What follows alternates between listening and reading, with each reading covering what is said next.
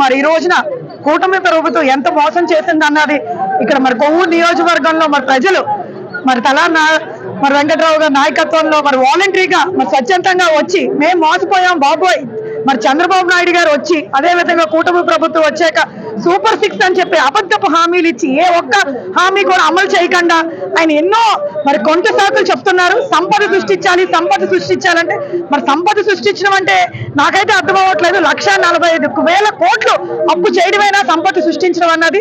మరి కరోనా విపత్తు టైంలో కూడా జగనన్న ఏ రకంగా ఎవరు ఇబ్బంది పడకుండా ఎన్నో రకాల సంక్షేమ పథకాలు ఒక బటన్ తో మరి ఆయన చేసిన ఘనత ఎవరైనా ఉందంటే అది జగనన్న ప్రభుత్వంలో. అదే విధంగా ఒక మహిళా నాయకురాలుగా నేనైతే ఖచ్చితంగా ఒకటి చేసి చెప్తున్నానండి, ఈ రోజు మహిళలు ఉసురు పోసుకున్నది ఎవరైనా ఉన్నారు అంటే అది చంద్రబాబు నాయుడు గారు.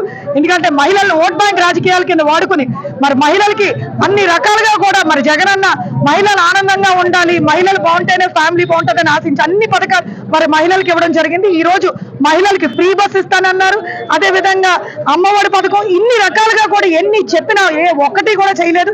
ఈ రోజు ఎక్కడ చూసినా అరాచకాలు, మానభంగాలు, మరి మహిళలు స్వాతంత్రంగా తిరిగే రోజులు కూడా పోయినాయి.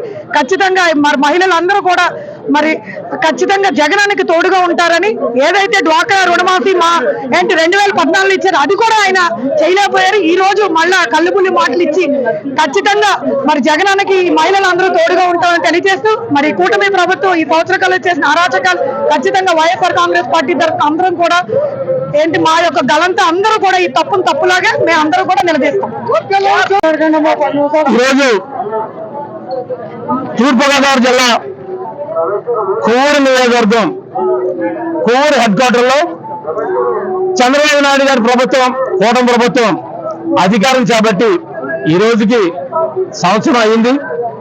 ఈ సంవత్సరం కాలంలో ఇచ్చిన వాగ్దానాలు అంటే సూపర్ 6 ఈ వాగ్దానాలు ఏది అమలుపరచకుండా ప్రజలని వెన్నుపోటు పొడిచిన విధానం జ్ఞాపకం చేసుకుంటూ ఇవాళ ఈ ర్యాలీ కార్యక్రమాన్ని చేపట్టడం జరిగింది.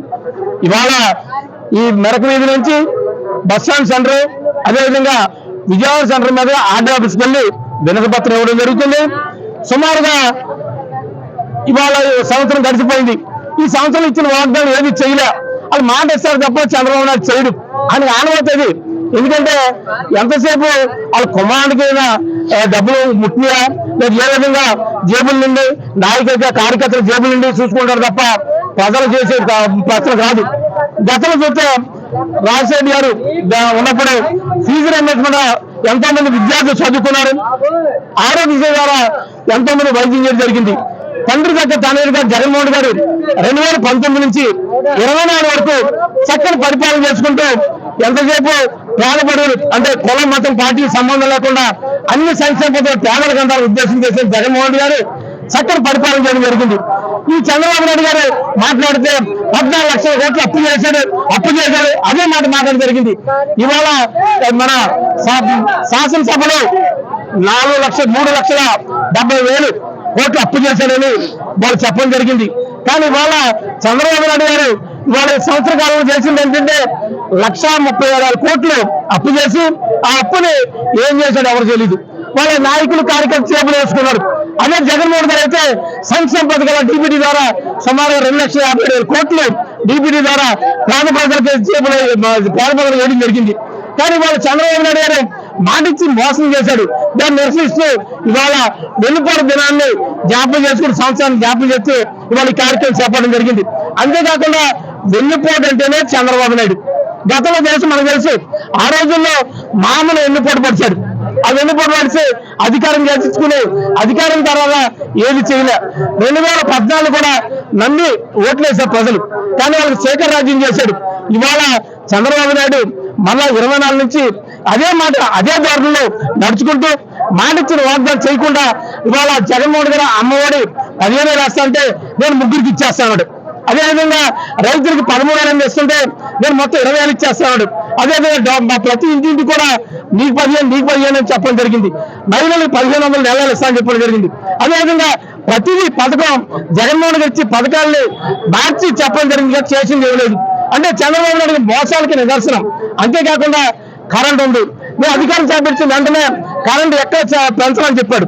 కానీ ఇవాళ ఒప్పందం ప్రకారం 11,000 కోట్లు ఒప్పందం పెట్టుకుని దాన్ని కూడా యూనిట్కి ₹4.60 యూనిట్కి ఛార్జ్ తీసుకుంటూ ఒప్పందం చేసుకున్నాడు. అదే జగన్మోహన్ గారు శక్తికి ఒప్పందంతో ₹2.49 యూనిట్ ఛార్జీగా మాట్లాడుకుని సుమారుగా 4 సంవత్సరాలు 5 సంవత్సరాలు కూడా చక్కని పరిపాలించారు. కానీ మాట ఇచ్చింది ఏది లేదు, మహిళలు ఉచితం అన్నాడు, అది మోసం. అదేవిధంగా ఇంటింటికి రేషన్ కార్డు ద్వారా బియ్యం సప్లై చేస్తామని చెప్పి ఆ బియ్యాన్ని కూడా వెహికల్స్ కూడా క్లోజ్ చేయడం జరిగింది. ఇవాళ నడు రోడ్డును పడ్డారు వాళ్ళంతా. అదేవిధంగా 2,60,000 మంది వాలంటీర్లకి ఎంప్లాయ్మెంట్ చేసిన జగన్మోహన్ గారిని ఆ ఎంప్లాయ్మెంట్ మొత్తం తీసి వాళ్ళందరినీ పక్కన పెట్టి నేను అధికారం చేపట్టే 10,000 ఇస్తానని చెప్పి మోసం చేశాడు.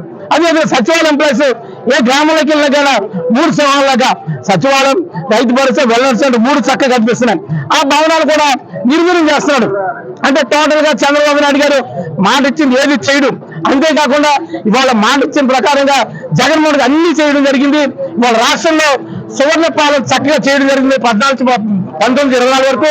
అదేవిధంగా రాష్ట్రంలో రెండో విధంగా జగన్మోహన్ గారు మరలా 2029-24 నెగ్గితే చక్కని పరిపాలన జరిగే పరిస్థితి రాబోయే రోజుల్లో జగన్మోహన్ గారి ఆధ్వర్యంలో సస్యసేవం జరుగుతుంది.